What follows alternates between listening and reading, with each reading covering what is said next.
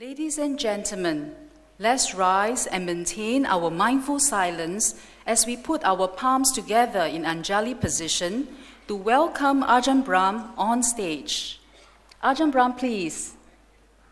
Good evening once again. Thank you for joining us today for a special talk by Ajahn Brahm on wisdom in the age of information. Ajahn Brahm is no stranger to many of us, a witty and humorous speaker with great insights and wisdom. A theoretical physics graduate from Cambridge University, he has spent more than 20 years in the forest practicing meditation and is now the abbot of Bodhinyana Monastery in Western Australia with 40 monks under his training. He is also the spiritual patron of Buddhist Fellowship, Singapore. Without further ado, let's invite Ajahn Brahm to speak with us. Ajahn Brahm, please. Very good.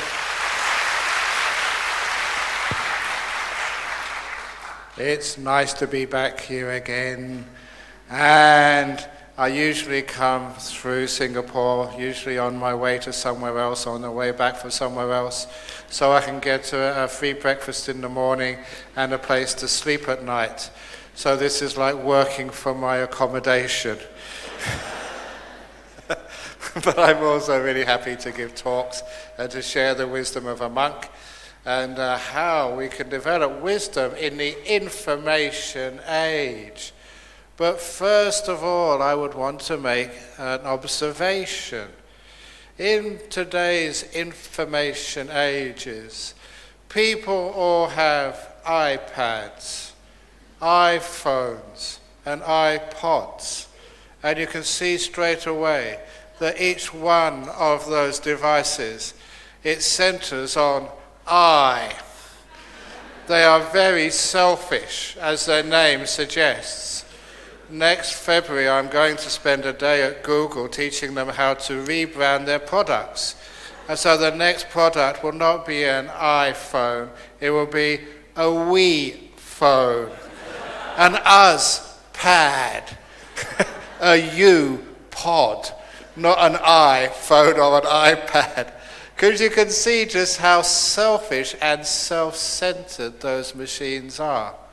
And indeed, one of my friends, he was our IT guy in Perth, and we sent him to Silicon Valley last May, I think it was, for one of their big conferences. It was a Wisdom 101 conference. You're going to have another one over here in Singapore, apparently in June sometime. But this was the one they hold in Silicon Valley. And they had their name for their conference, which was Disconnect to Connect. It was a very apt title for the whole conference. To disconnect so you can connect with yourself, with your family and loved ones, with your body, and with life. To be able to disconnect so you can connect. Because real wisdom does not come from devices. Real wisdom comes when you actually stand back from the devices. Real wisdom comes when not you're emailing somebody, but when you're standing right in front of them, where you not just see the words, but you see where those words come from. You get the body language, the emotional language, even the smells. It's about learning how to fully communicate with somebody. And when you can learn how to do that, you are starting to connect again by disconnecting. And you're also learning how to connect just even with the weather. I just was giving a retreat in Genting. I know there's something called casino meditation. This was not casino meditation. We were at a temple a little way down the hill from the main casino. But there was many people there who were having a hard time connecting with themselves, being what we call mindful. And so I told them, look at how you are dressed. Now for Malaysians, the Genting Highlands was very cold. So they all had jumpers, jackets, beanies, scarves, 3 or 4 pairs of socks, and then their shoes. And I was just saying just how you're insulating yourself from nature. And how you go outside and you have an umbrella so you don't get wet. And I asked them, can you remember the time when you were young When you go outside and get soaking wet, maybe your mother would tell you off, but you had so much fun, you're actually feeling life. You could feel the cold. I asked them to please, for goodness sake, take your shoes and socks off and actually feel the floor. It's one of the reasons why in temples you have to take your shoes off when you go inside a temple. You can actually feel things. I know that somebody suggested that one of the reasons in Buddhist temples you have to take your shoes off before you go into a temple to listen to a talk is because it's a fashion these days. If you don't like the talk, you get your shoe and throw it at somebody. That's what they did to Mr. Bush and a few other people. So if I tell a bad joke, you can't throw your shoes at me in a temple, but here you've got your shoes off, so I better behave myself. But sometimes when you've got so much stuff on you, you're not really connecting with life.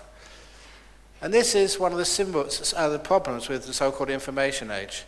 Now, we always think that information is in a book. Information is in words. Information is, where is it? A lot of times the information is learning just how to disconnect, so then actually you are connecting with the source of real information. Now, there is an old story of mine which I wrote about in my first book, Opening the Door of Your Heart, which is a powerful story about how to disconnect in order to connect, how to find wisdom in your life, and how it is so hard to find wisdom these days because these little places where wisdom is born, where you can disconnect, are so hard to find these days. And that was a story when I was 18 years of age, and I went for a traveling in Central America, in the jungles, and they were real rainforest jungles. That was in 1969. And I wanted to go to these pyramids in the middle of the Yucatan Peninsula. These were the relics of an ancient civilization called the Mayan Indians, which had disappeared in the 15th century, and no one knew exactly where they went. By the time the Spanish Cortes and his friends came there, it was just already disappeared. And so they didn't know what that civilization was all about. But they had left these huge monuments, these great pyramids in the middle of the jungle. And I was always wanted to go and visit these. So I decided to take a trek, 3 days from Guatemala City, on the back of trucks, on fishing boats, down this river in the middle of the jungle. And it was just so remote that you did see indigenous people coming with no clothes on in a dugout canoe. It was just like the movies. Any moment I expected Tarzan to come swinging out of the trees. It was just that sort of ancient. And eventually, after 3 days of hard traveling on the back of trucks, on anything I could find, I arrived at this archaeological site in the middle of the jungle. Now, archaeological sites these days, you have to get tickets to go in. You have fences all over the place, signs, you can't go here, you can go there. There was no one around at all, except for one sort of archaeologist who was totally ignoring me. So I had the whole freedom of that site. And we were the only 2 people there. My driver just stopped and just rested and slept for a while. I had the whole site to myself. The site is now called Tikal, T-I-C-A-L, in the middle of the Yucatan Peninsula. And many tourists go there, but this I had the site to myself. And I was only 18. I was a boy. Now, when an 18-year-old boy sees a pyramid, he wants to climb up. I don't know why, but if it's there, you've got to climb it, conquer it. So that's what I did, not really knowing what I was doing, climbing up this really tall pyramid to the top. And when I got to the top of this pyramid, I had like an awakening, understood what the meaning of these pyramids were. And it became a story which I put in Opening the Door of Your Heart, which I've told many times, about where wisdom comes from and how we do need to disconnect to become wise. Because at the top of that pyramid, I noticed that it was just above the tree line.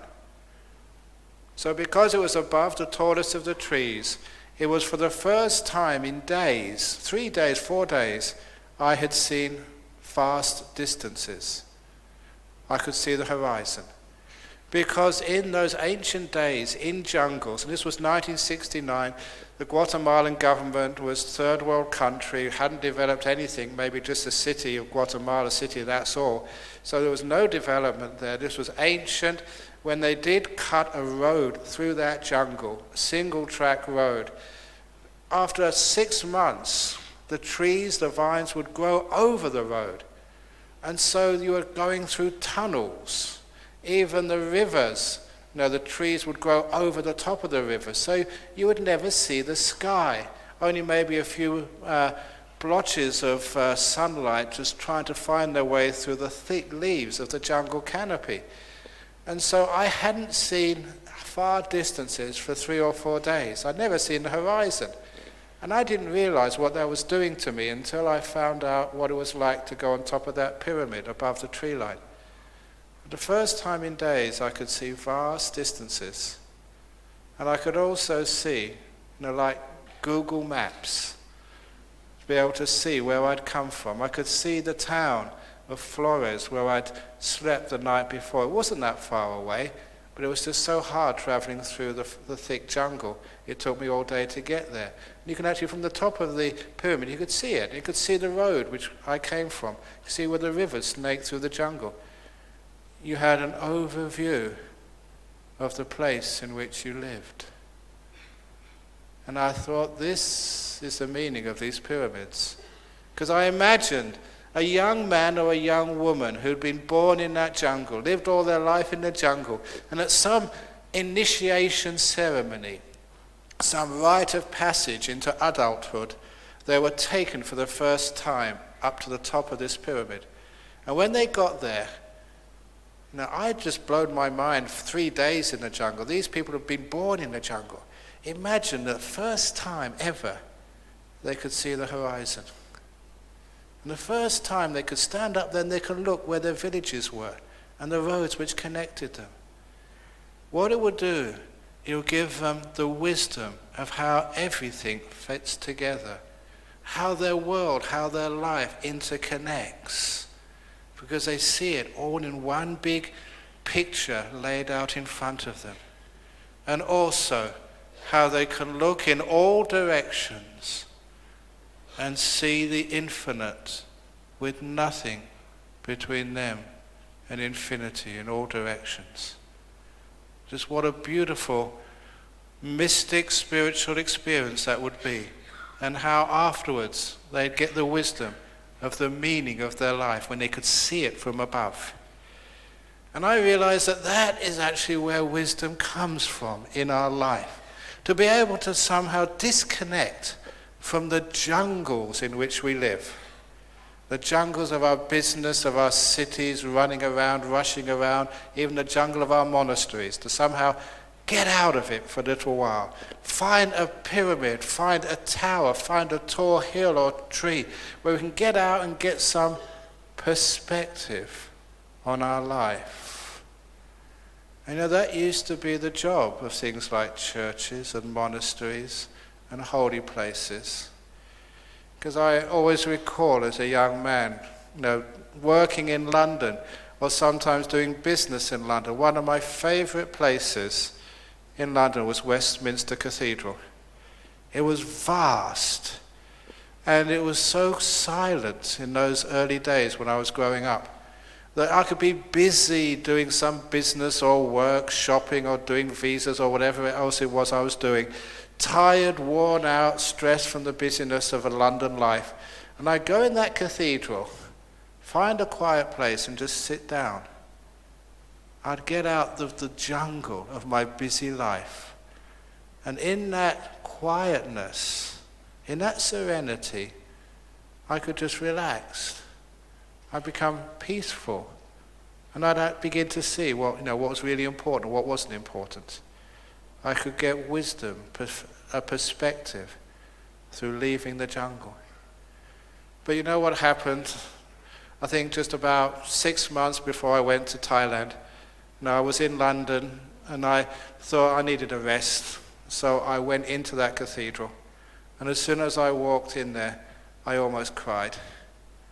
Because the people running that great cathedral had decided to install a PA system in which they were giving announcements every few seconds and sermons over the PA system and advertisements of when the next ceremony will be held, or where you can buy, the souvenirs or support the temple. They had destroyed the silence. And now it was not a sanctuary, from the jungle of London, the jungle of organizing, asking for donations, doing stuff, planning things. That jungle had gone inside the cathedral, and it wasn't a sacred place anymore. I had to find somewhere else. And you know that it's so important for people to get their own wisdom, not to learn it from monks like me, not to learn it by reading books, even though we've got lots on sale outside. And you don't get it from professors at universities telling you what to believe and what is right, what is wrong. The only way that you can get that information, because there's so much of it out there, is actually to rise out of the information jungle, to leave it for a little while. Find a quiet place. That was the job of monasteries, of temples, of churches, of sanctuaries. Sanctuaries was peaceful places, not sort of places where you do rituals.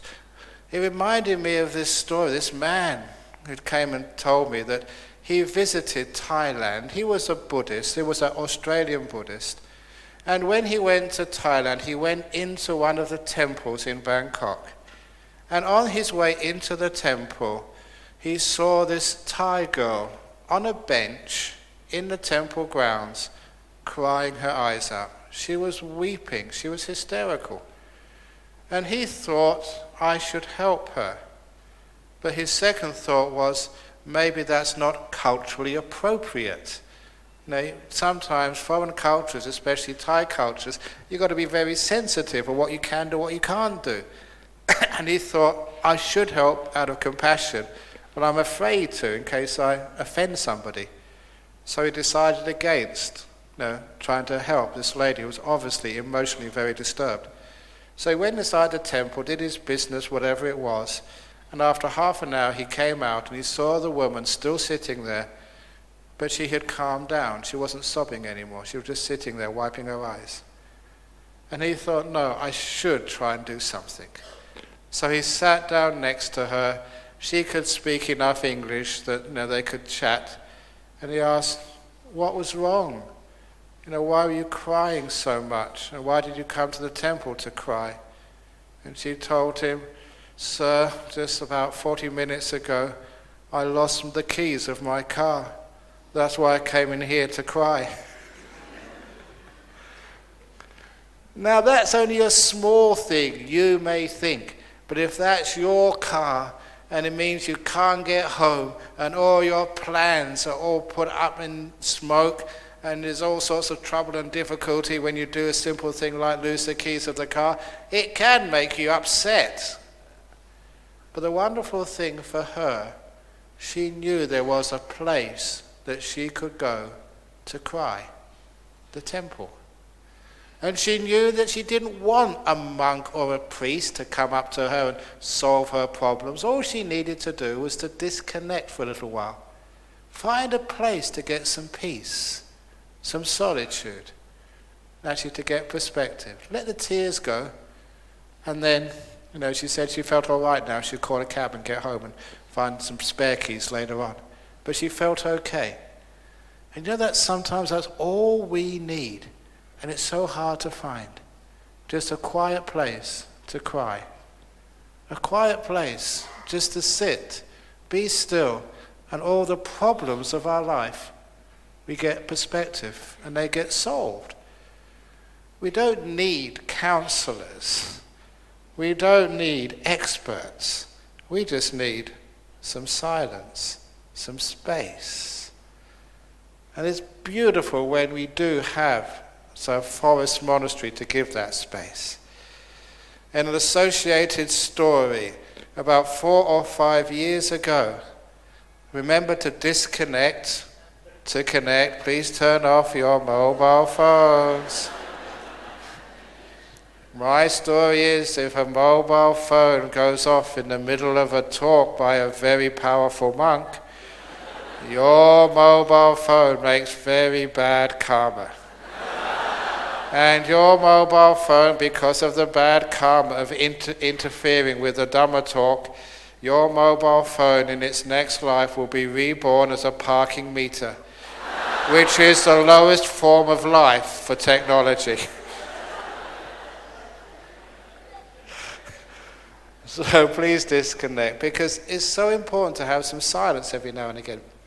So about, 10, 15 years ago, a fellow came to see me in the monastery in which I live in Perth, and he said, I want to thank you. I said, for what? And he said, for your car park. I said, my car park? Why? And he announced himself as a member of the local council. He was a building inspector who approved buildings or didn't approve them, argued with the builders. It was a very stressful job because everybody wanted their plans approved yesterday. They had a tight schedule. This was their livelihood. And this fellow had to apply the law, and sometimes it didn't fit. He was always getting into arguments with builders. But he said, whenever he got stressed out at work, whenever he had problems he could never solve, whenever he thought he was going crazy, he'd get in his car, drive to the car park of Bodhinyana Monastery, and just sit there for half an hour. That's all he needed. A quiet place, a safe place, where he could just relax, do nothing, soak up some of the peace, and he'd go back, have the answers to his problems, wise and contented. He said, thank you for having a car park where people like me could come. He didn't want to come into the hall because then we'd ask him questions. We'd try and help him. You don't always need to be helped, you just need to be time by yourself. And this is the essence of the talk I'm giving. Wisdom comes from silence. It's not something you have to rely on other people to find out. You don't have to get information to be wise. Look, my master, my teacher, Ajahn, he only did 4 years at school. That is all. Grade 4, and that was all you could do in the northeast of Thailand, when he was young. And I went to Cambridge. And when I looked at him and looked at me, it was obvious who was smartest. 100%. And so, where did he get his wisdom from? Where did he get his deep understanding? That fellow was a genius, an emotional giant when he came to understanding things.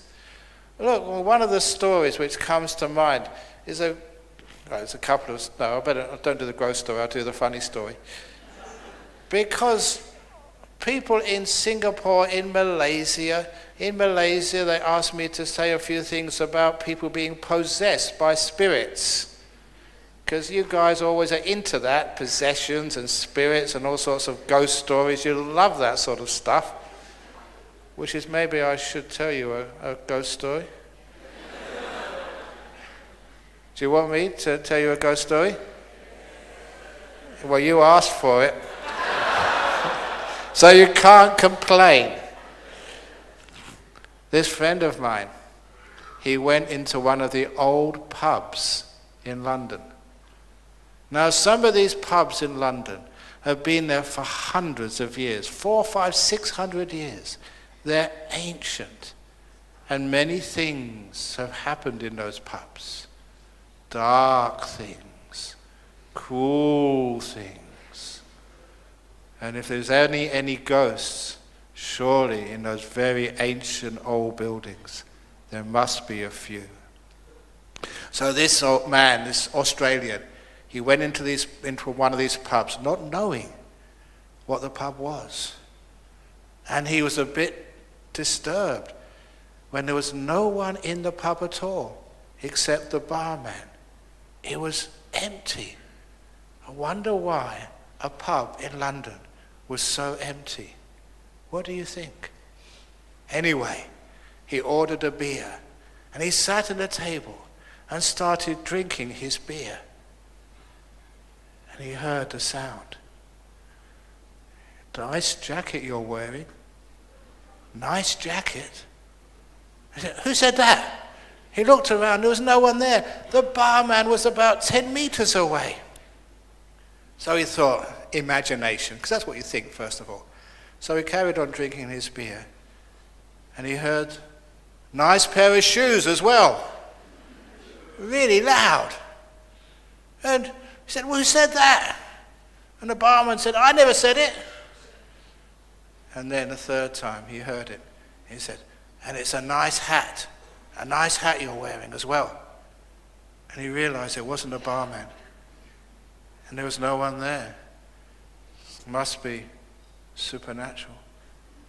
So he finished his beer and went to walk out, more like running out, and told the barman, there's a ghost. And the barman said, what do you mean a ghost?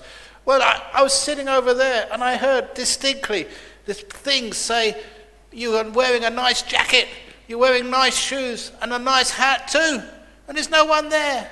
And the barman said, oh, that is the peanuts. They're complimentary.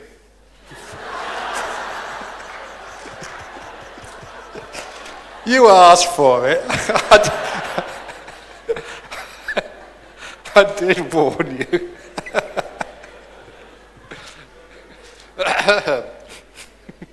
So anyway, back to being silent. They're complimentary, okay. So back to the wisdom born of silence. A lot of times, this is where we can really understand.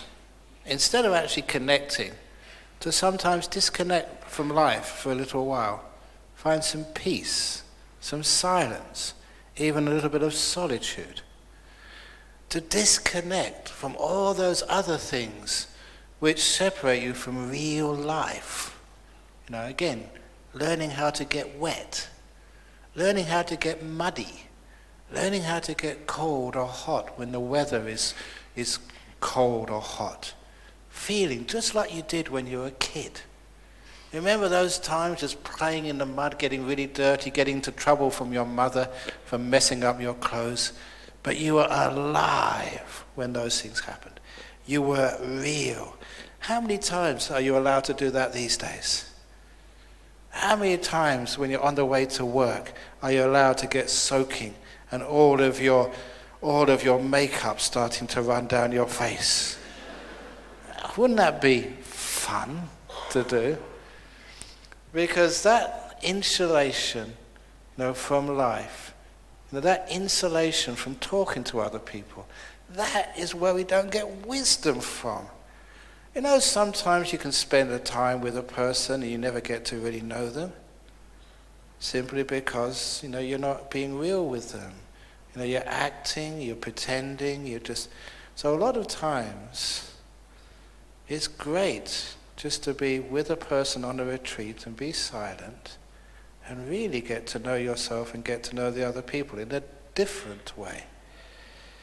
There's sometimes, that we are, because on a retreat, one of the things which you are doing, you're being silent within. To be silent within, this is also where we get wisdom from, because then we are listening to life. So much time we're actually talking back at life in our head. If I could get a machine to record what was going on in your head right now, a lot of times you'd be talking when I'm talking. Somebody did some research. I saw this in Time magazine years ago. When most people give a lecture, 90% of people are thinking sexual fantasies.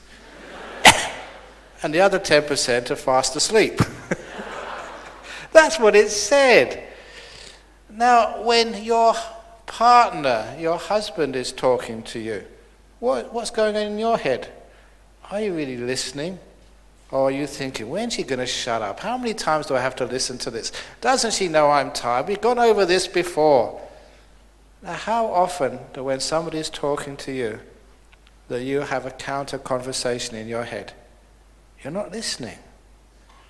Now, that might be something with your partner, but what about when life is talking to you? When the world is teaching you, and we are thinking so much inside that we are not listening to life. So I like the idea of disconnecting from your thinking, being quiet, being silent, so then you can listen to life and you can hear her telling you all her secrets. Even learning how to listen to your body. Because I read a book a long time ago written by a top cardiologist. And the thing which I remember from reading that book is that heart attacks, they don't come out of the blue. You don't suddenly get this big heart attack and come so close to death or actually die. You have many warnings before the big one comes. You have many minor tremors in your heart, giving you warnings. You have to change your lifestyle or change your diet or change something. But most people aren't listening. They're so busy thinking, doing something, that they're not really here when the body is trying to teach them something and tell them and warn them. And you can understand that if one can listen more to one's body, it's amazing just how much more one will hear. And one will hear the warnings. One will be able to take evasive action and have a far better health outcome. I am now, this is my 64th year, and I was telling people I am very healthy. And I proved it last February. I went to Bhutan and we climbed up Tiger's Nest.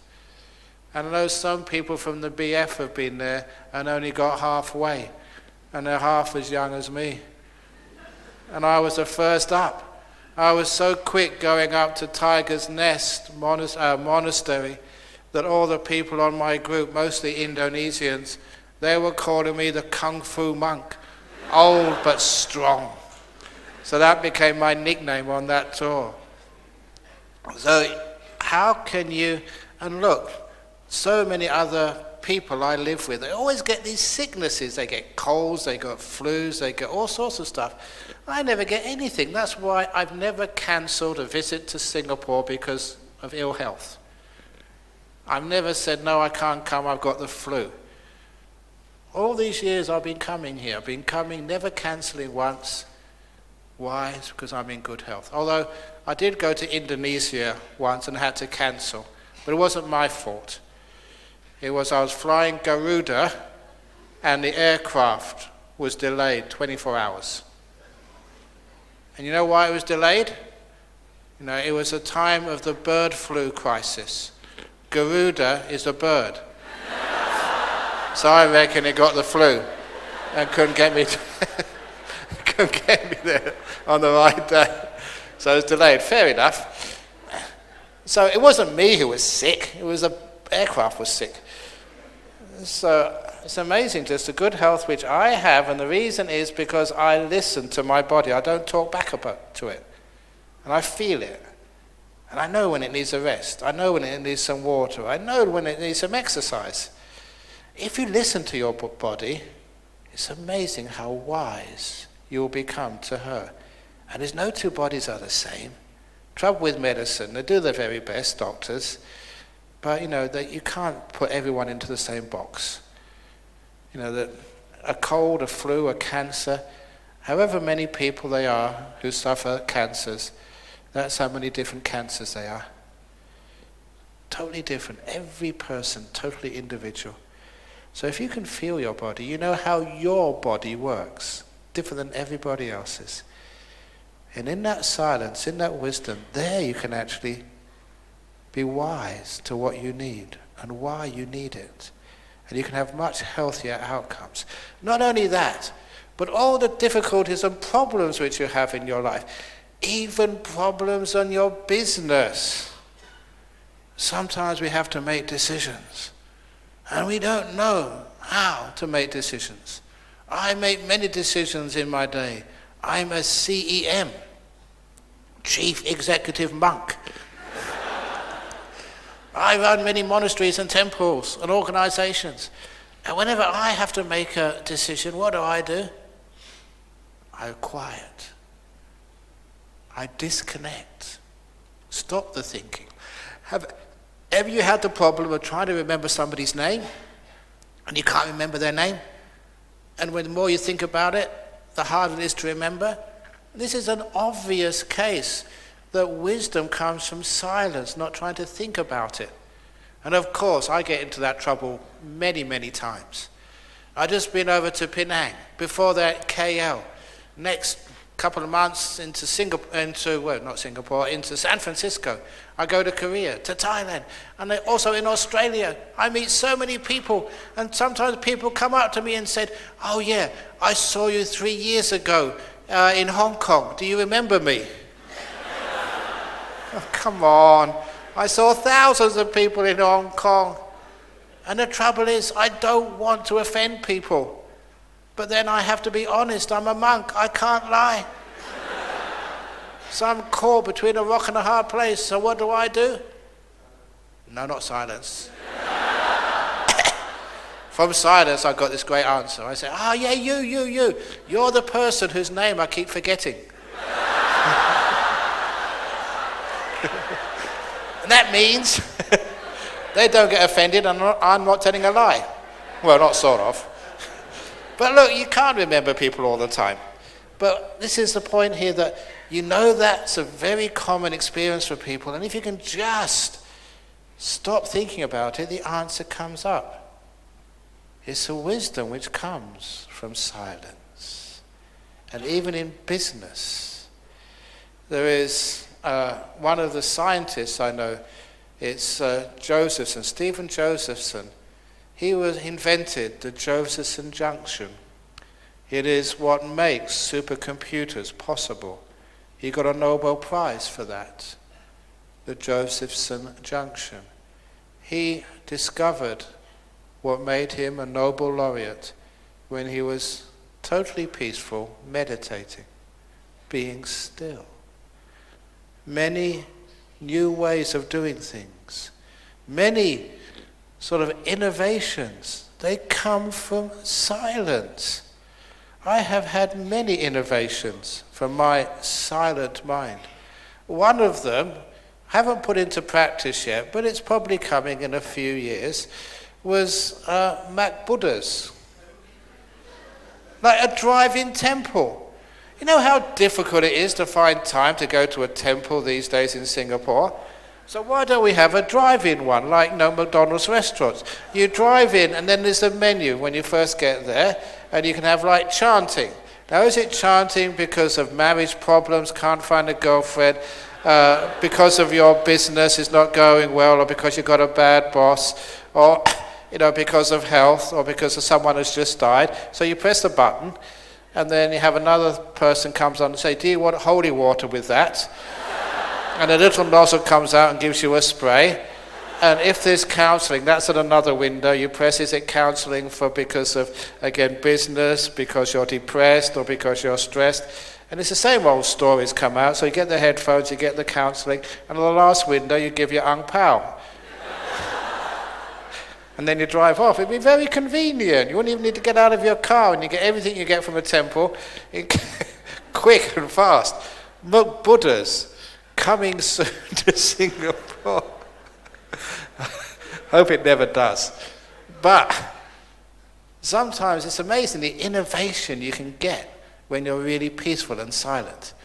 Because this is what I mean by disconnecting, finding a quiet place, finding a place, like a pyramid or a mountain or some space you can just be still for a little while. And when you find that little retreat, resort, getting away from the world. People these days, they say they want to get away from the world, and they go, I can't understand you guys. You get away, you go on holiday. Where do you people go? All you girls, you go shopping to Australia. And you know why you're going shopping to Australia? All the Australian women are coming to Singapore to do shopping. I mean, there's something really wrong with that. Can't you go shopping in your own home? Not only that, as soon as you have a holiday, you want to go out away somewhere. What do you want to go away for? There's no place like home. There's no bed as comfortable as your bed. There's no cooking like home cooking. You spend all that money on your apartment and your home, and the first time you have a holiday, what do? You leave it. It's crazy people. So why can't you have a holiday in your apartment? Have nothing to do all day. You don't have to travel, you don't have to go through airports. I apologise, James, it's bad for Singapore Airlines business. But it's nice just being in your own home, not going anywhere and having a bit of peace. Why is it that people are always running away? And when you do run away, you find you never get really answers or wisdom. Stay where you are, and wisdom comes to you. Disconnect, and all the answers are right there in front of you. If you don't believe me, there's one of these famous stories of mine about chasing wisdom. And it's the story of I usually tell this in retreats, the story of the donkey and the carrot. Now the story of the donkey and the carrot applies to the West, but here in Singapore, it's the donkey and the durian. So, donkeys are notoriously stubborn animals. If you get a stick and beat the donkey, it's like beating your husband. He still won't do anything. That's metaphorically speaking.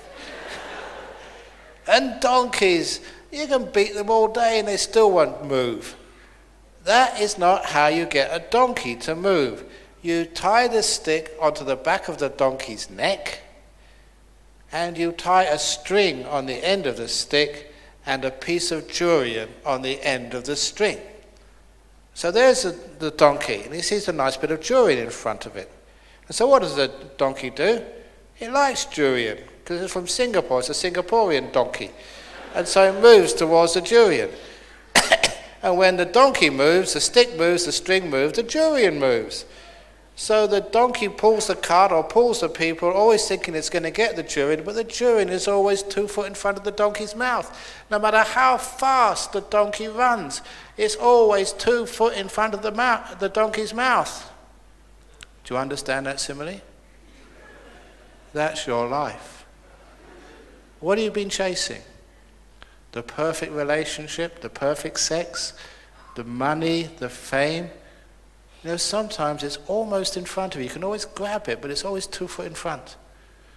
Whatever you aspire for in life, fame, respect, the beautiful love, the best job, the financial security, you can see it. It's 2 foot in front. And as soon as you move towards it, it starts moving away from you.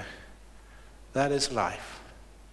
However, donkeys, smart donkeys who've read my book, they know how to catch that durian. And it's really simple.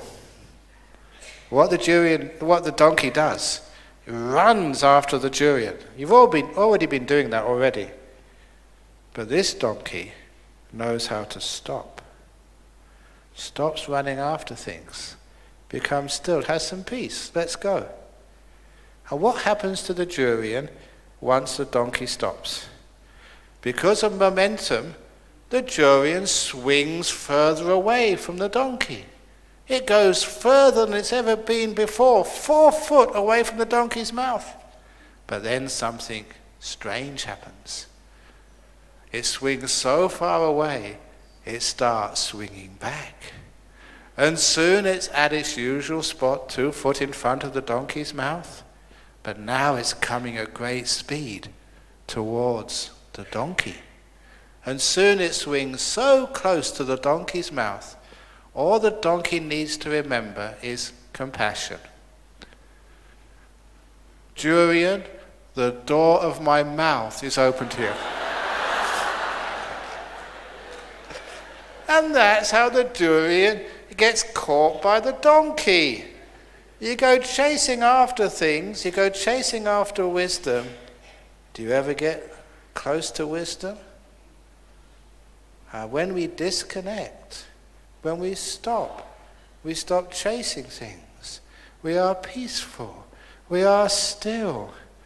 Yes, at first, wisdom goes further away from you, but just wait a little while, and then it starts coming to you.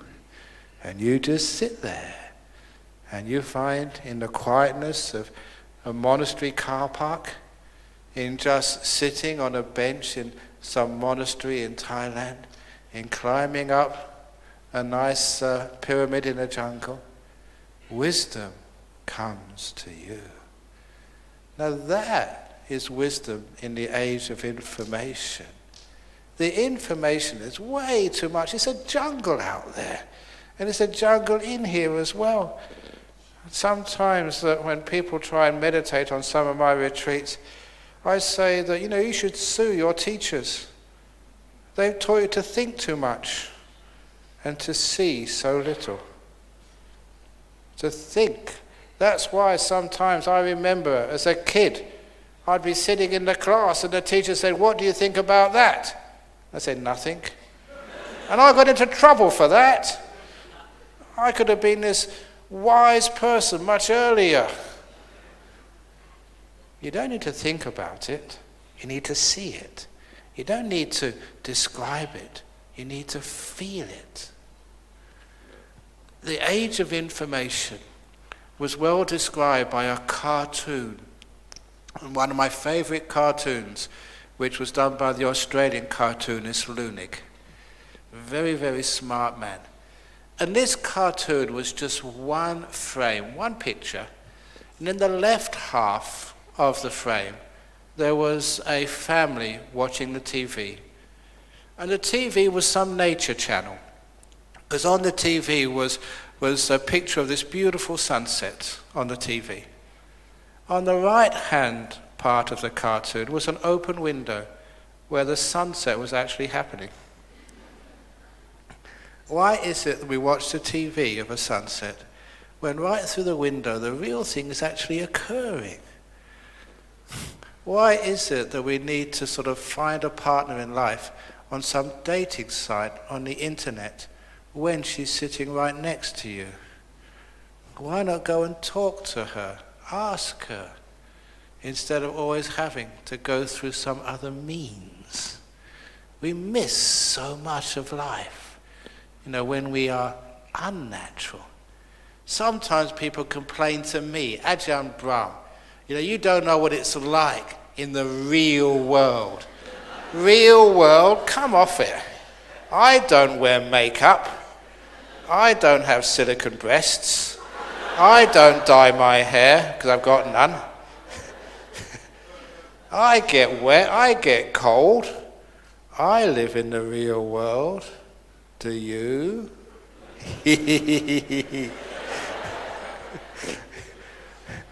So getting to sort of be real, getting to be inside of yourself, getting to be peaceful is actually how we really connect with what is going to help us in life. And sometimes I give an example, which affects so many people, like grief. Grief is where, somebody in your family dies, and I'm sure that, there's many of you here, look back in the past year, I'm sure many of you have lost someone really important. And of course, we got the news this morning about this afternoon, finding bodies of on the crash site of the Air Asia flight. And I did notice that was something an A320, and I flew in that this afternoon from Penang. I thought, oh my goodness, the same plane. So we think of all those poor people and the families, now they know that their people are dead. do we need to feel grief? Sometimes we need to disconnect from life to understand just that's not necessary at all. I was disconnected from my culture, English Western culture, by going to northeast Thailand for 9 years. And this is no exaggeration, a few times I went into remote parts of northeast Thailand where I was the first white man they'd ever seen. And I remember going to one village, and I was staying in a forest monastery. I walked there the first morning for alms round, and I was the first white man this village had ever seen. They didn't have TVs, no electricity, remote. And also, let alone being a white monk. And when they were putting food in my bowl, instead of actually focusing on where they're putting the food, they were looking at me. And my breakfast was falling on the floor, and I didn't get any of it. All the dogs were really happy because they got all the food which should have been in my bowl, because they were all looking at me, because it was weird. So this was a culture which had never been touched by the West. And one thing I found about that culture was when anybody died, there was no grief. It wasn't there. And the monastery where I spent most of my time was a local charnel ground, where the bodies would be brought to be burnt. You were literally part of the village. So you'd see them beforehand when their father was sick. You'd see him when he died. You'd go into the house and the corpse was still there while you did the chanting. You'd do the cremation the next day. You'd see the people the next days on alms round every day. You'd see them. They weren't crying. And this was not once. This was hundreds of times. And that really made me question the thing we call grief. Is it natural to being a human being, or is it culturally added? And the thing which convinced me that it was culturally added was the death of Princess Diana. I was on retreat when that happened, happily meditating in my cave, and when I came out of retreat, even the monks were sad. Oh, have you heard, Ajahn Brahm? Princess Diana has died. And all these people were calling me for counselling. I said, are you related to her? No, but it's so sad. Why?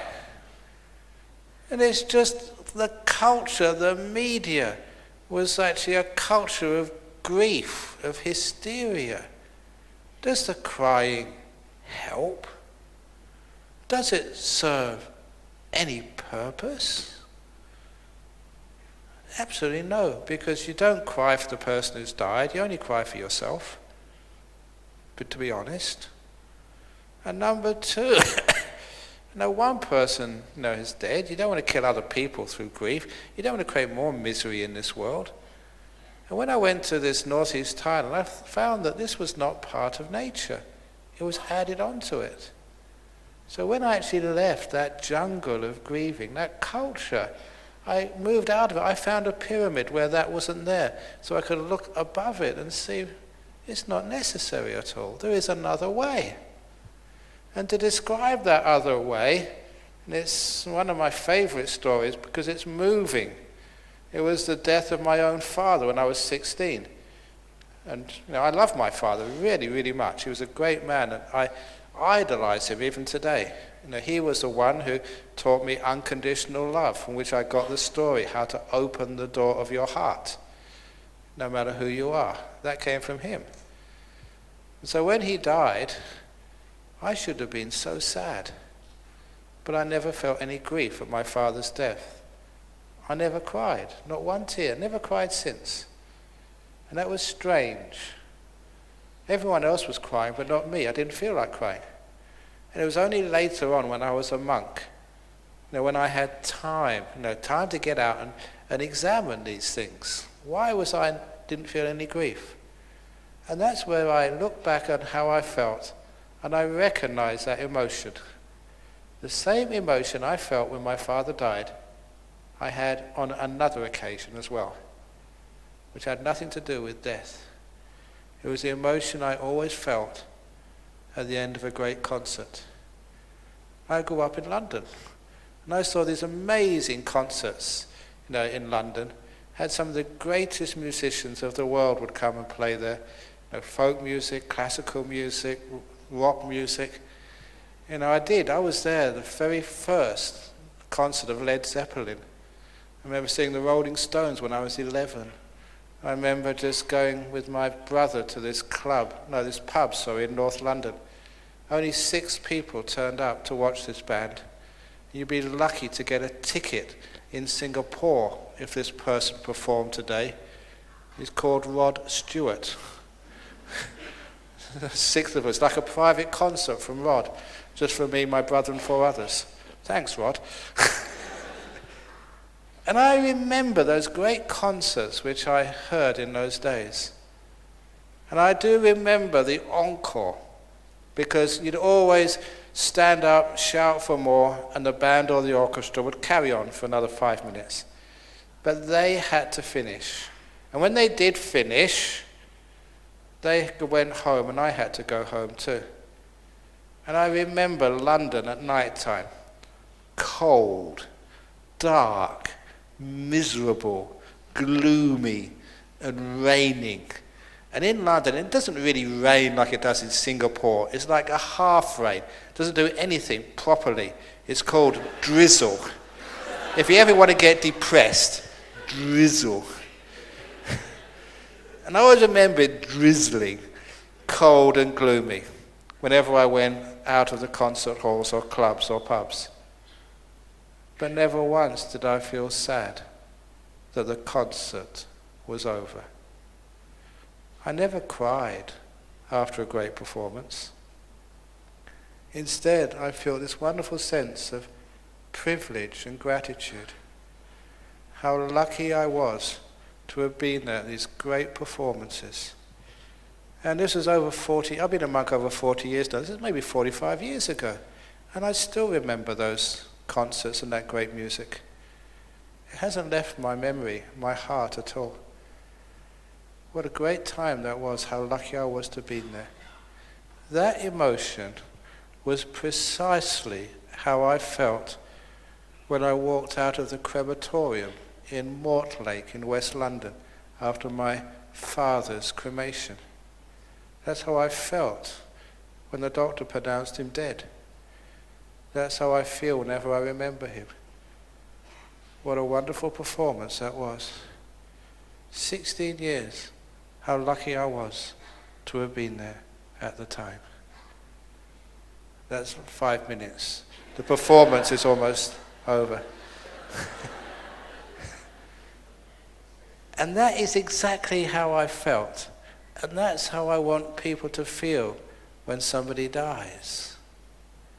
What a great time you've had together. What an amazing performance. Thank you for being my father, for being my lover, for being my friend. Thank you so much.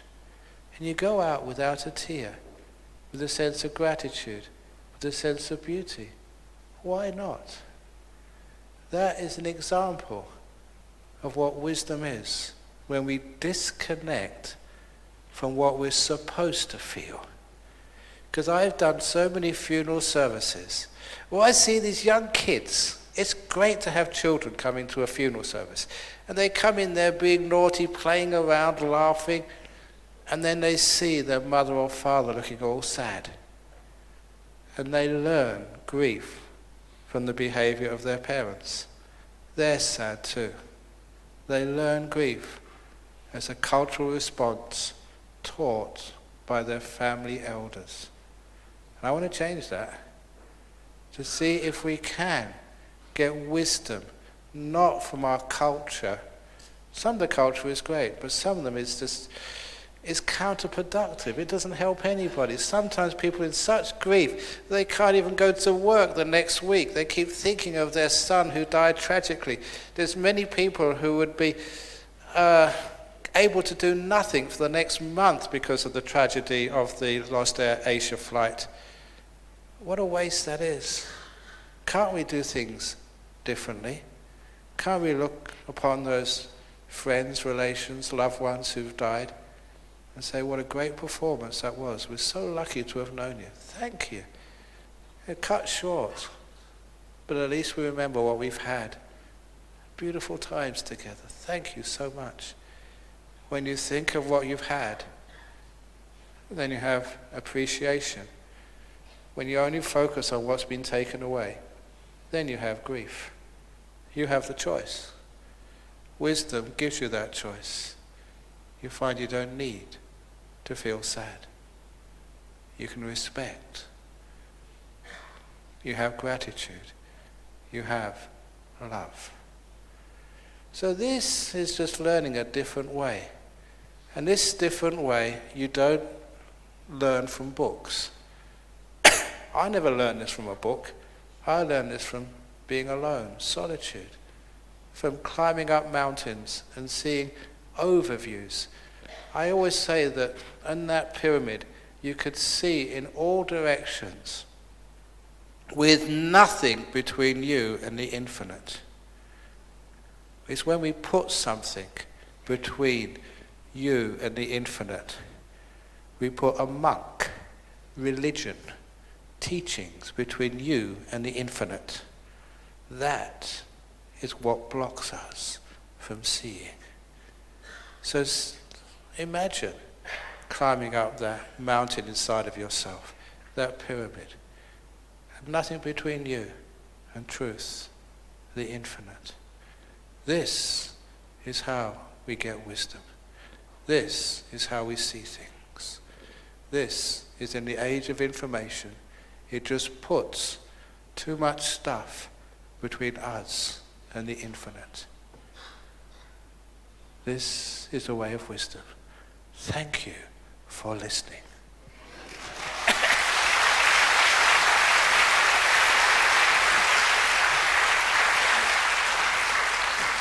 Okay.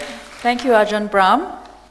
We have now come to the Q&A segment. Please SMS your question to the following number, 9674-7072. Thank you. Disconnect. Or you can put your hand up, disconnect.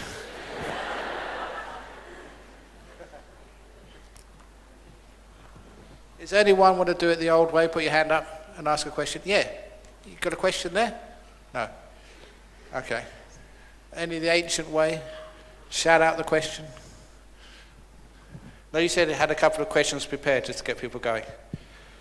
So, Ying, off you go. All right, Ajahn, I've got a question here, a burning one, in fact. Good. Well, in this information age, we are bombarded with lots of distractions, untruths, and lures for attractive living. So what advice could we obtain from the Buddha regarding this 21st century phenomenon? Yeah, you can make use of any implement, but please put it in perspective. You know, it's sometimes that we think that these are labor-saving devices, but it always makes more work for you. And you think that you are in control, but your devices control you. So realize that you are controlled by these devices, and be rebellious. On every one of your devices there is the best button of all, delete. Power off, whatever it is. Those are my favorite buttons. And look, to be quite honest with you, if you don't answer your emails or check your SMSs, you survive. You won't die. The world will not end. You aren't that important.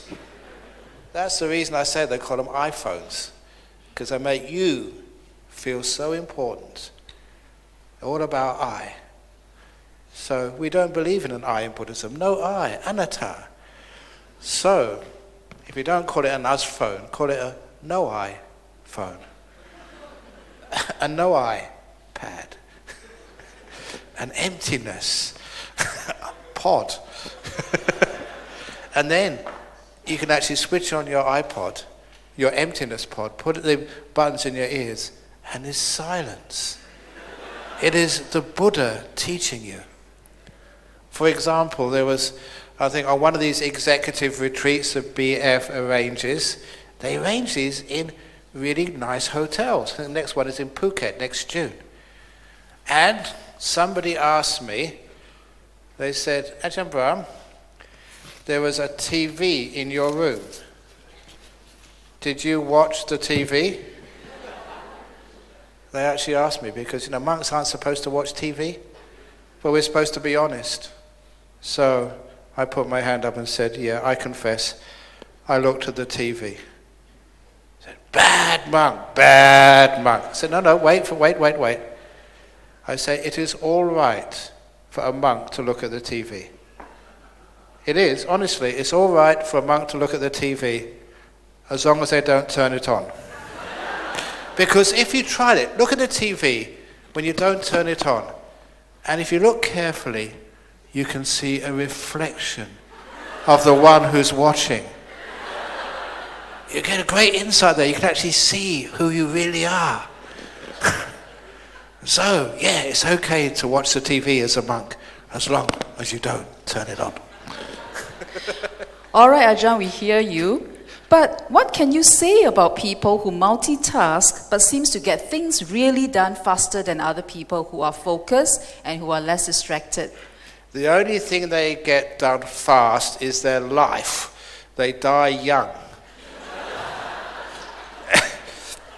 So, multitasking.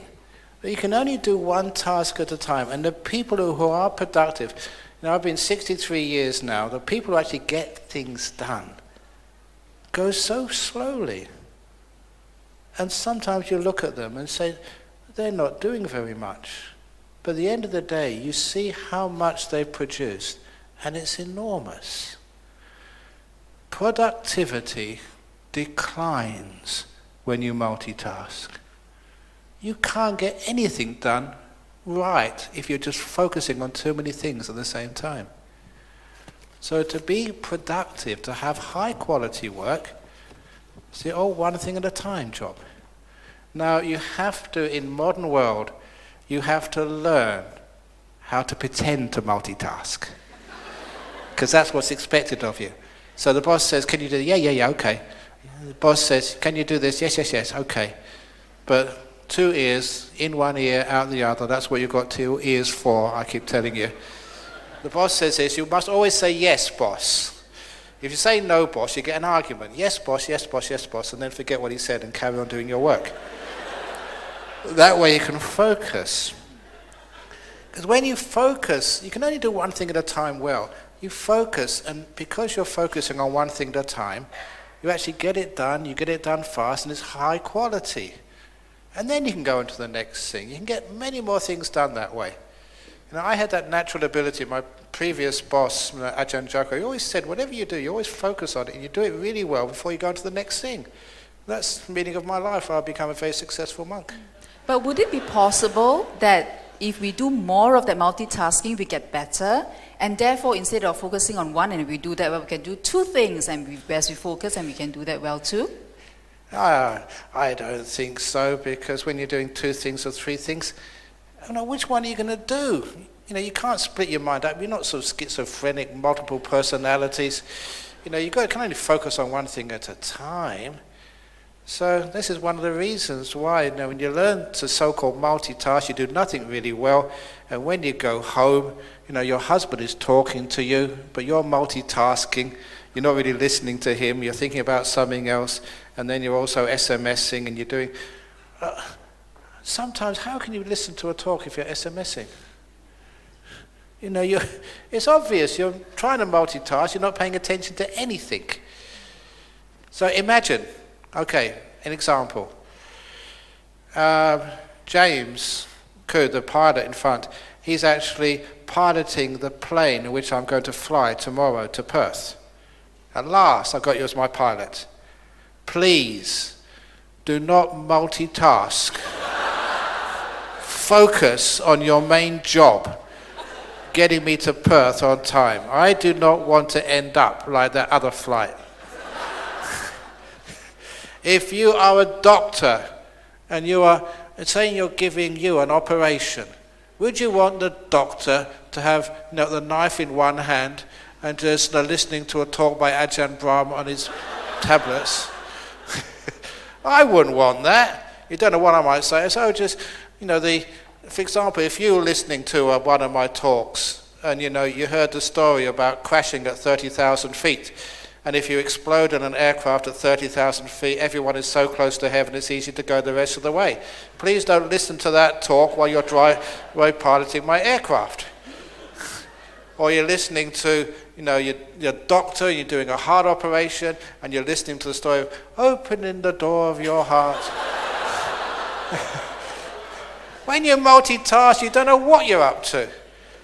So if you're doing really serious stuff, do not multitask. Yes, Ajahn, I hear you. Driving the car and doing your makeup at the same time, God, it's really dangerous. All right, Ajahn, what advice would you give to family members who just can't connect? They are disconnected. Sometimes put yourself into a room with your family, turn off the electricity, and you've got no escape. You have to connect. One way of doing that is one of the things I've been trying to encourage people. For those of you who've got nice big houses, downsize. Get small apartments, and you can give the difference to the Buddhist fellowship. Because when you downsize, you find just living in a small apartment where you can't escape from one another. And because you can't escape from one another, your children have to learn how to live together. And husband and wife, they can't go into their own rooms. They can't escape. They have to learn how to get on with each other, how to forgive, how to make up. So one of the problems of our modern life, our houses and apartments are too big, which means some people have got their own rooms, which means you don't have to learn how to live with other people. You've got your own space. You can hide away from life. You are disconnected from other people. I grew up in a small bedroom with my brother all my life. We fought, but we had to make up. There's no place to run. I had to learn how to be a diplomat, how not to offend him, because he was bigger than me. But I recently went to England in October, spent a lovely day together. He's my brother, we love each other to bits. Because we grew up together. And some of you may have grown up, even sharing the same bed with about 3 or 4 sisters. You have bonded. You're going to be close together for the rest of your life. So sometimes one way to connect is to take down the walls which separate us. Live in smaller houses. Ajahn, I've got a burning question here, really. I can hear it loud and clear as I read this. How can we tell our children to disconnect when all their friends are connected? Okay. Children learn by example. If parents are always connected to something, what are your children going to do? So one thing, you can have a rule in your house. No Wi-Fi. How the heck are they going to connect? No SIM cards. It's amazing how much power you have. And just use it. And just even have a Wi-Fi free day on a Sunday or something. And everyone just hand in their their iPhones for one day. So they can connect together for one day, for goodness sake. So at least, their friends have got this stuff, but they don't have to have it all the time. So teach by example. It is amazing, when I was growing up, we had a TV, but there was power outages. There was no electricity. And it was incredible. I remember those days. We'd actually talk together because there was no TV to watch. There was no electricity. Wow, isn't that wonderful? We can actually talk. So one thing you can do as a family, or the family member, don't pay the electricity bill. and have it turned off. Now that will get your family together. Indeed, when we are scarce of resources, I think we learn how to get by it because somehow we just know that we can't get more. So scarcity sometimes I feel is something that we should also learn how to cope with. And with that, I guess we appreciate what we have more as well. Okay, the next question. Isn't it a waste of talent or skills if we go into solitude or disconnectedness? Wow, that's where you get your skills from. That's the whole purpose of life. You start off this world alone in the solitude of the cave inside your mother's tummy. And you finish this life in the solitude of the coffin. And so much of this life you're by yourself. And it's a wonderful reflection that even though you think you're connected and you have someone you sleep next to every night, it's always the case the last person you see before you go to sleep is yourself. The first one you see in the morning before you say good morning to your loved one is yourself. And so much of the day you are with yourself. It's amazing just how much time we are in solitude, even though there's hundreds of people around us. And if you will learn how to appreciate that solitude, that time out, being by oneself, connected to who one is, that is where we learn about ourselves. That is where we grow. In some schools, you're a vice principal, in some schools they encourage kids to go on retreat. Solitude, peaceful, be by yourself. Not as a punishment, but as a wonderful way where they can settle down and learn about who they are. Time to reflect. It's a wonderful thing where you learn a lot of skills, how to connect with yourself. All right, Ajahn, next question is a connected question. Yeah. Besides silence, are there any other ways to gain wisdom? And how do you get a child to focus who simply just can't? Okay, one other way, again, not just be silence, that's how you connect with yourself. Acts of kindness and compassion. Take your kid out to some old people's home or some hospital and get them to connect. Or, I read this article in our local newspaper in Perth. There were some kids with a lot of behavioural problems, always getting into difficulty with the police, going into juvenile detention for a few months, out again, in again, out again.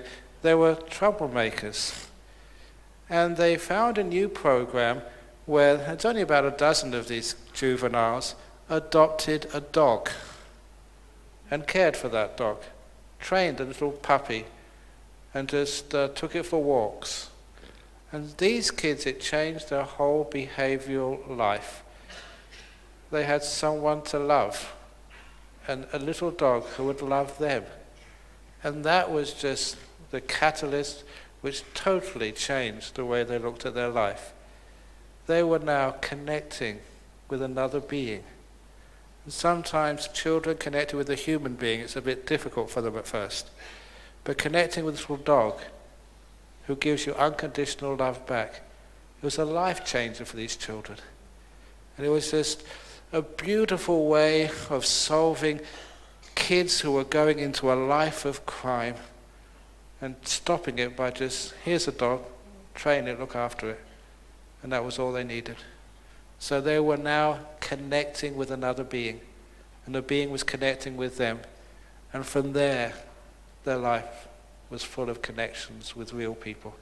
So I guess the trick that you're trying to share with us is that we have to disconnect them from people, undesirable people, and reconnect them with people who are deserving and who could nurture their heart. Yeah, just compassionate people, kind people. And sometimes even if you go to sort of an old people's home, especially for kids, because kids and old people, they just get on so well together. They're not parents, they're not going to discipline them, they just hang out together. And kids really respect just all the experiences and tales of the elderly. And the elderly just really, they enjoy seeing young people around. Because in their old people's home, they just see old people every day. And it's nice for a change to see someone who's young. So it's great for both. It's a win-win situation. And that is actually where you're connecting with someone who's real, with kindness. And when you connect with kindness, that gives meaning to your life. It makes a beautiful world. Yes, I think what Ajahn Brahm has taught us is replacement therapy, replacing something that is undesirable to one that is more desirable so they can grow and learn from it. Yes, we have got an audience have a question. Could I pass the mic to you? Okay. Yeah, very good.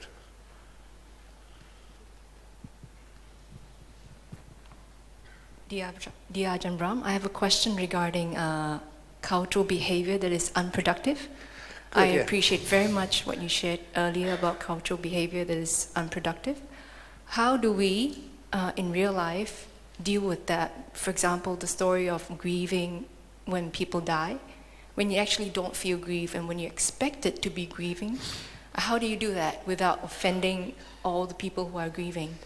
Okay, Thank it's a you. great question. I've often found that when somebody is not grieving, it helps everybody, and everybody benefits and values and says thank you to you.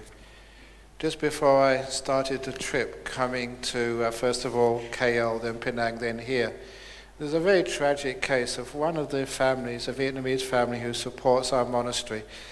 Their kid, about 22 years of age, Brian, he was given his first car from his father. He's graduated from university, an excellent kid in all ways. And the first car, he parked it outside of his parents' home. He forgot to put the handbrake on and started rolling down the hill. He chased after it, tried to stop it, and he crushed him to death. And it was a very great tragedy.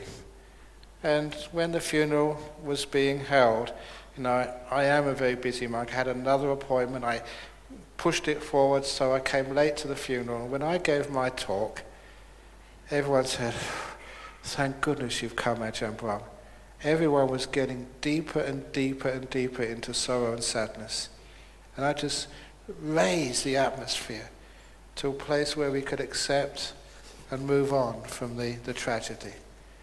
So if you can not just be another one in the culture who grieves and adds to the sorrow, but you can be like the rock, the one which doesn't move, the one which is wise. You find that people value you so much because you're someone who lifts everybody up rather than just drags them down to the bottom. So it is wonderful to have a person who's wise at a funeral service where everyone else is sad. You can give another perspective, and many of them will thank you for that. All right, Ajahn, the next question. How could we make better business decisions through disconnecting ourselves? Ha ha ha.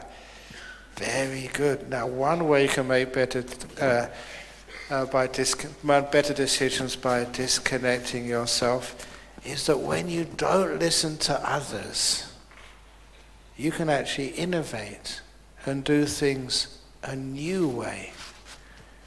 Because when we connect to others, unfortunately we go to all these seminars, business people, where everybody else, by the time the seminar comes to Singapore, it's already been around US and Europe so many times. What you're learning is old stuff. Other people are already doing that. It's not innovating anymore. You have in business to stay ahead of the game. You have to be the first who innovates, not the second. Which is one of the reasons why, I'm going to Google, but I come here first. So if you are keeping your ears open, you hear it before it even gets to the United States.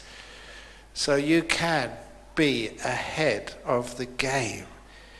Now, of course, one thing which apparently has already got to places like Google is actually the, what's it called? Now, the working as a team, sort of like no hierarchies, just a level team with no bosses. And the other thing which I remember hearing was highly innovative and hugely successful was where I think, was it one day a fortnight or one day a month, everybody could actually do whatever project they wanted. And it was not from the top down. Anything you were interested in, you could just use the resources of Google and play. And they said that one day a fortnight was the most productive, where people were just going to explore and invent and follow their ideas. Yeah, most of those ideas were stupid ideas, that they got nowhere, but a few of those ideas were totally innovative. And that is where they kept ahead of their competitors. So a lot of times, giving people in your organization one day of freedom a month. No bosses, no one telling you what you have to do or what you have to produce. Here you go, here's the resources of the company, here are the labs, here's all the computer terminals. Do what you want for a day. And a lot of people, they would not play, they would not sort of just get on porn sites or play Sudoku all day or just waste their time. Most people are really motivated. They want to explore, they want to do new things, they want to invent. And to give people that opportunity to pursue their inventiveness on the firm's time was hugely productive. So these are the sorts of things which you can actually do. You can actually invent. Don't follow others.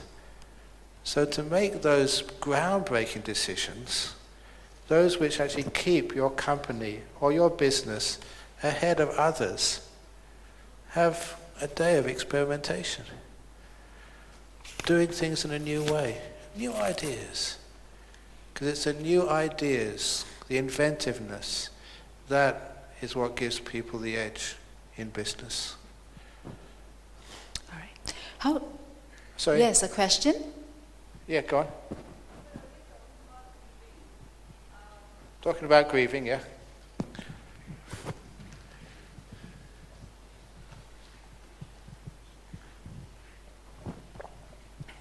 Thank you. We were earlier talking about grieving and how it is better not to grieve. So that is something one understands intellectually, but when one is faced with the situation, one just falls into the trap and grieves. Similarly, there are many other things which one understands intellectually. Say, for example, I should not feel angry, or I should not feel sad about something, or I should not mind it because someone behaves in a particular way which I don't like. I understand that intellectually, but when it comes to facing the situation, one just falls into the trap and is not able to change the behavior. So how do you actually do that? Okay. First of all, it's giving you an alternative, another option. It's not telling you to take that option, it's actually giving you the option that there is another way of dealing with the loss of a loved one. You don't have to grieve, you can see it in a different way. Now, many people won't be able to do that. And so if they start grieving, you won't say, oh, you're a failure, you started grieving. Now, to understand what I'm saying here, there's the latest book, the Good, Bad, Who Knows book, which has been out here in Singapore for a couple of months, for quite a few months now. It's now been released in the United States with a new title. They should not be selling it in the bookshops in Singapore. They're not allowed, but they are. But nevertheless, the new title for the US edition is called Don't Worry, Be Grumpy. Now, the reason why that title came about, and this relates to your question, madam, that I was teaching a retreat and saying everybody should be happy. It's meditation. Have joy, have fun, smile.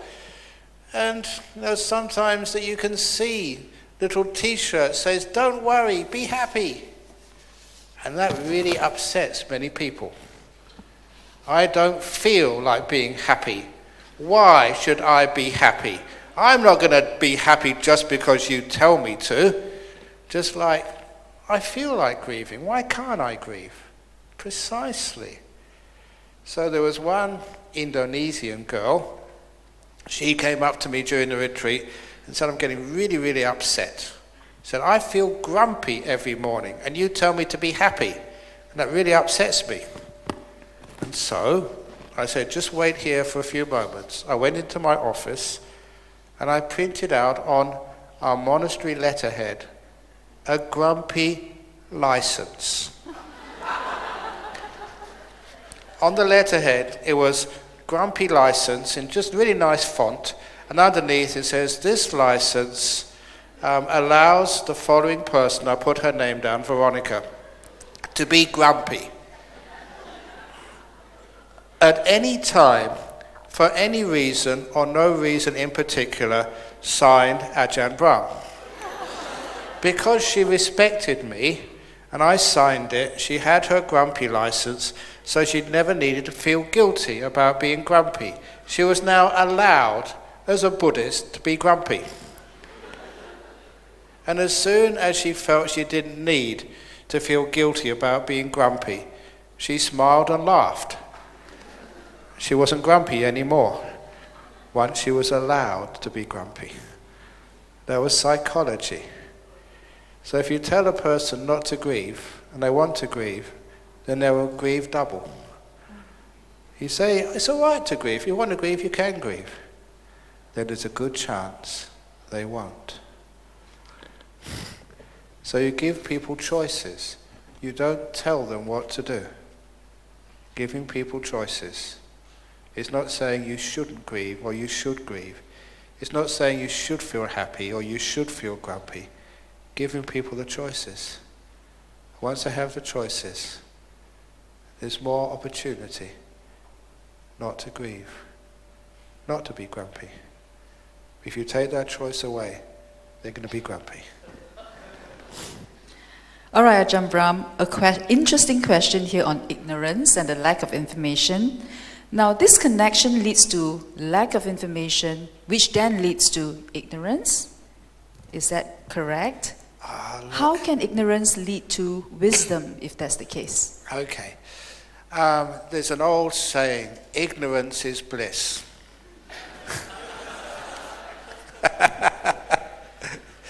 And I remember this saying because one of my favorite cartoons is Calvin and Hobbes. And in Calvin and Hobbes, Calvin is a very smart young boy. And in this cartoon, his teacher was just introducing the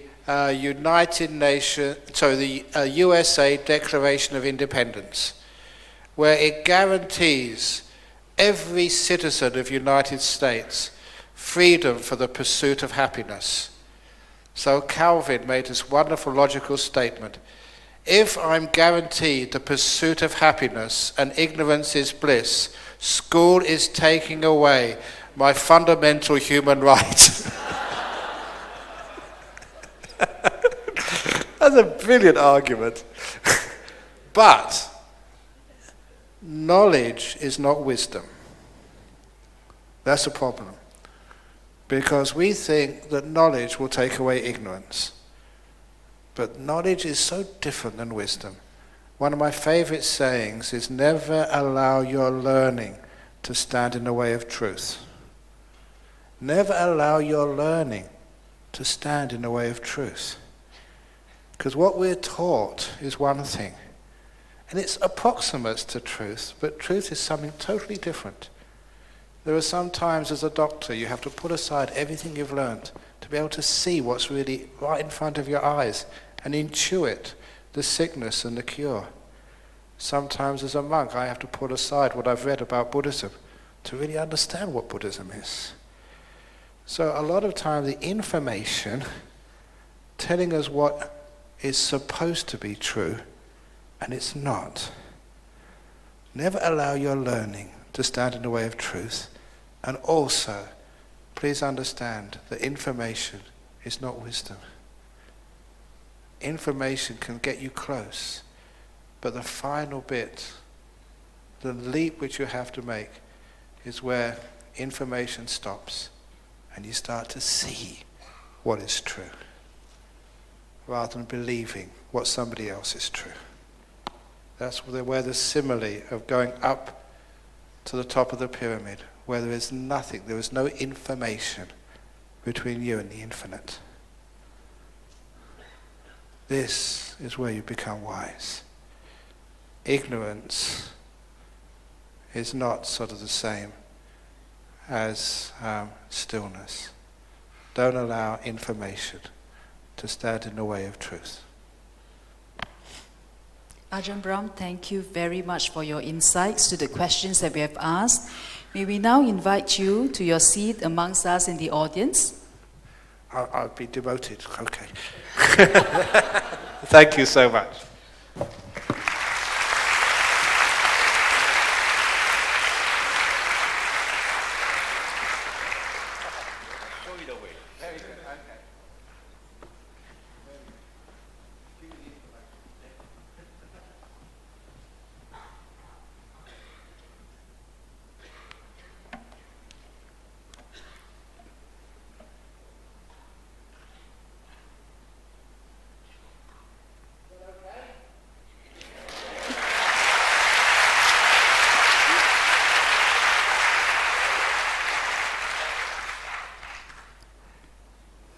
In this concluding segment, we would like to show you a short, light-hearted Thai video clip on how technology and information has influenced our life and construct our habits.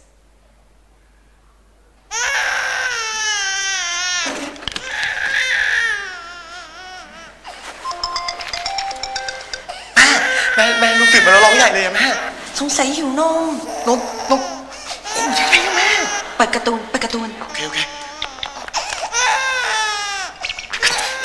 ตูนให้ลูกการ์ตูนไหมแม่ลูกไม่ได้ติดการ์ตูนลูกติดแม่โอเคไหมงั้นเอางี้ลูกคุยกับแม่หน่อยนะคุยกับแม่จ๊ะเอ๋แม่อยู่นี่ไงลูกเห็นแม่ไหมคะจำกันไม่ได้จ๊ะเอ๋มัมแม่กินจังเลยปังเป่งปังเป่งปังเป่งปังเป่งปังเป่งปังเป่งโอ้ไม่ร้องนะ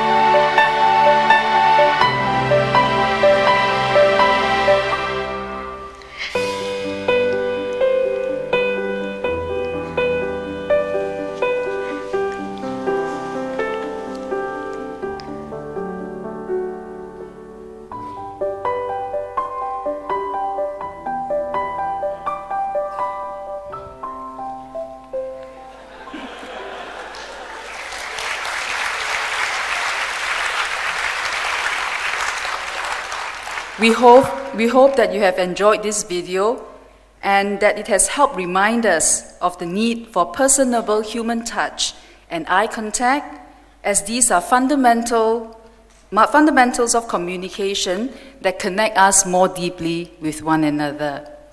Buddhist Fellowship would like to thank members and volunteers of BF who have contributed to making this event possible. The putting together of this event would not be possible without the contributions of generous well-wishers who donate to support us to organize the many Dharma learning activities we have in BF for the year. Your donation will be important to help finance the running of events for the coming year. Please put your donations in the donation boxes found outside the hall, and our PROs, some of them are holding that near the door. 2014 has been a very eventful year with sad news of air crashes and natural disasters. As we usher in 2015 in a day's time, may we invite Ajahn Brahm to pray for the victims and to bless us all for a very good year ahead. May the generous donations made today enable us to cultivate merits for peace, love, and success for the new year. Ajahn Brahm, please.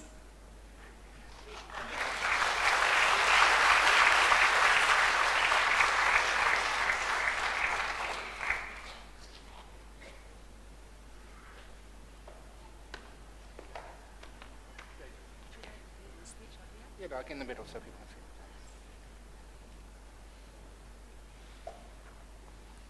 see. So I'm going to do a chanting now with well-wishing. And at the end of the chant, I'm going to do also the sharing of merits. And the sharing of merits especially for those people who passed away in the air disasters and every other tragedy of 2004.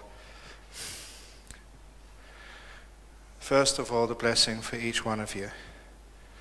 Sabba roga vinimuto, sabba santa pavajito, sabba veramati gando nibuto chatuang bhava, sabitiyo vivachantu sabba rogo vinasatu mate bhavanvantarayo sukhi digayu gopava abhivadanhasi litsanichang vutapachalino Chataro dhamma vatanti ayuano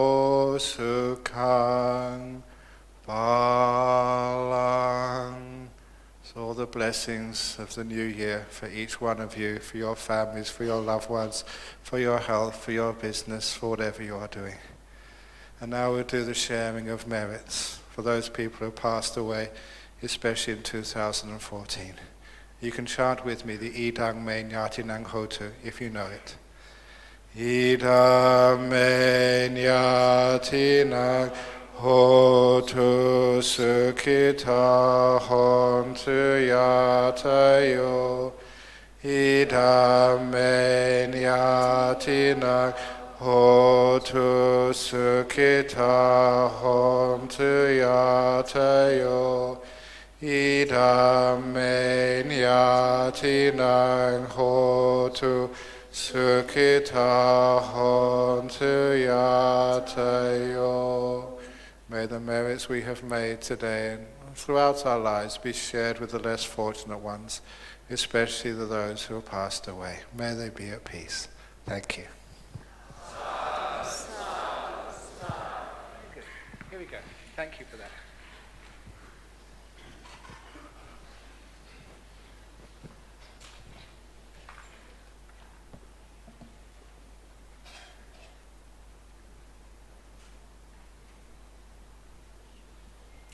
Once again, thank you all for your kind support and attendance.